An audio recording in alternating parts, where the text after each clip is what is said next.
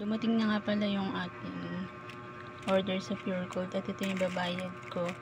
Nag-text na sila na 583 yung ating babayaran. So yan, ito 80 pesos, 200, 300. So yun, nakita ko na yung truck na dumaan.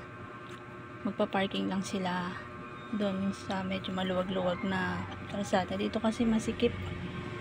Kaya hintay na lang natin yung pagdating nila.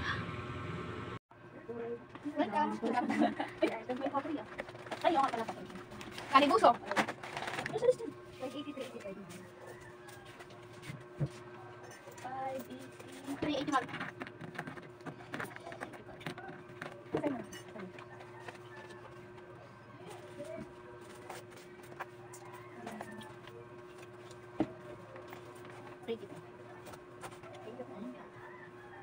Hello guys, welcome back to my channel.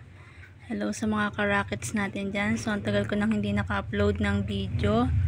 So for today's video, share ko lang sa inyo yung in-order ko galing kay Pure Gold. Ayan, kadarating niya lang. So ang binayaran ko ay 583.85. So ano nga ba tong in-order natin kay Pure Gold? So tara, buksan natin. So nandito ako sa loob ng kwarto kasi ngayon na sa tindahan, bilihan na rin kasi.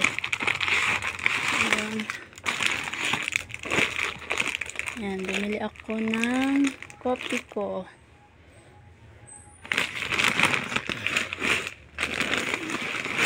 Ayan na lang natin siya. Ayan. So bumili ako ng coffee ko, naka-less pa rin siya. Hindi na siya naka-less. 127.55. Tapos ito si Magic Sarap. Yan, may free na siya na mega sardines. Si Magic Sarap naman ay 128. So ito, bumili rin ako ng Beer Brand Swak, tatlo. Yan. Kasi malakas talaga dito ang Beer Brand Swak. Yan. Ito siya. 263.70. At ito, bumili na rin ako ng Mamasitas. Yan. May free siya na dalawang Mamasitas. So, ang bentahan ko nito, 8. Ito naman, bentahan natin, 13. Ang Magic Sarap, 5 pa rin siya. Tapos, ang mga kape natin, 15 na ang bentahan ko niyan. Tapos, ano tong free kaliboso? Ayan. Nakita akong bread pan. Yun, may 4 na bread pan. Kaya ano ata ito na free eh? Hindi ko masigurado kung kanino tong free. Yung 4 na bread pan. So, ang bentahan natin ng bread pan ay 8. Yun. Karakets, habang nagbibideo tayo sa ating Pure Gold, sumabay na rin na dumating itong order ko na soft drinks at saka alak. So, yun. Isang mucho lang yung in-order namin Friday naman ngayon. Siguro bukas na lang iba at saka walang budget. So, yan. Kalahating Coke, Royal, RC, malaking RC at saka lemon. So ayun pa, meron ako dun sa ilalim na stock na soft drinks. Wala kasi akong case, kaya diyan ko lang muna siya nilagay. So ayan. At yung binayaran natin dyan is 1,577.50. So, kaninang maga ko to in order. Yung grocery na kasabay nito, dinala ko na. So, yan. Ngayon, deliver lang na hapon. Thank you, Lord. May stock na ulit tayo. So, ito pa yung ibang garapon na, ay ano natin, basyo. Kulang pa rin. So, wala pang kasalo. Tsaka 2 Red Horse. Yun. Sari. So, pag meron akong kinita, ayan, kumukuha kagad ako or bumibili agad ako. Araw-araw naman akong bumibili ng stock namin. Basta mayroong benta, kukunin ko lang 10%, tapos yung matitira, paikot ulit. So, ayan. Oh, thank you Lord. So, maraming salamat sa panonood mga kasari. So, hanggang sa susunod na video. Bye! God bless! Koy koy! Naglilikot na sila. Bye-bye kasari! Hello mga karaket. Isasama na rin natin to sa video ngayon. Ngayon ay mga alas 7 na ng gabi at ito yung huli kong pinamili. So dahil 24 hours nga kami, kailangan ko ng stock sa madaling araw. So ito yung pinamili ko. Isang Mighty,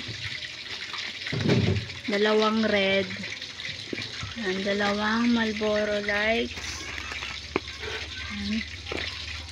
ayan, tuyo. Bumili na rin ako ng tuyo na ganito. 10 piso yung bili ko, binibenta ko siya ng 12. So may dos na ako, hindi na ako napagod mag-repack. Nabibili naman siya guys. Bali 4 to eh, kaya lang yung isa nakain na. Hindi ko alam kung nasa yun. Meron pa naman kasi ako nito, pandagdag lang siya. Ayan, bumili na rin ako ng 3 sweet, ramen. Ayan, original kasi may naghahanap din ng original.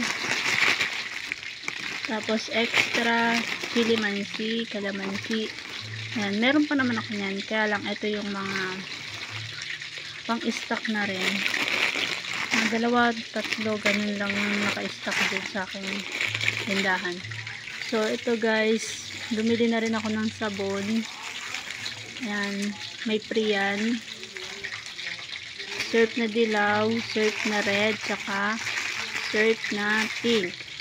Tapos, itong 1 piraso lang. Bumibili ko nito 1 piraso, isang maliit, color sheet na malaki, tsaka yung ganito. Yun, ikot-ikot lang. Ikot-ikot lang yung puhunan. So, ngayon, ang nagastos natin ay 1,077.05.